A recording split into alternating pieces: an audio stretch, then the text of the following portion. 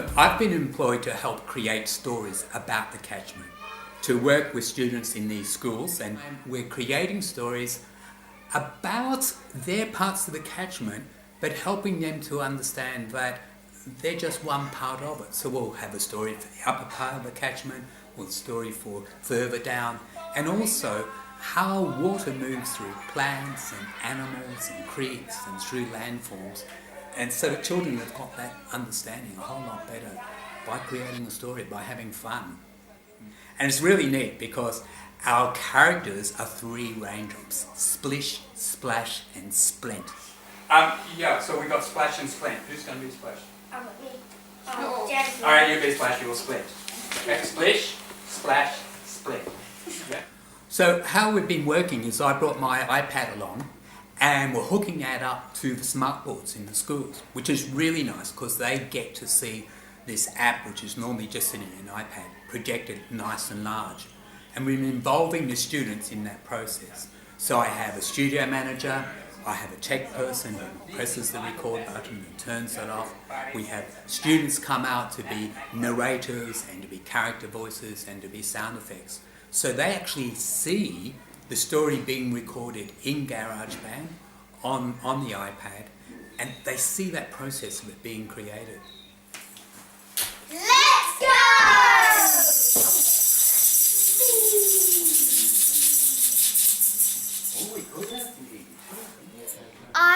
I really enjoyed myself because we got to learn new stuff, like how to recycle and how there's a water cycle. And of course they know that once we've created this little bit of story, the story then will be handed to our claymation experts, Basil Grumble, to do the claymation part of it as well. We initially start talking about the story that they've developed this morning or earlier with the storyteller, and then from that we work out what characters we need to create, and so we make our names just to start playing with the plasticine, and then these characters are coming about, so they then split into groups, make their characters, and then we tell the story through clay animation, and the characters all come together. We animate them by capturing frame after frame of the characters. Alright, taking a shot.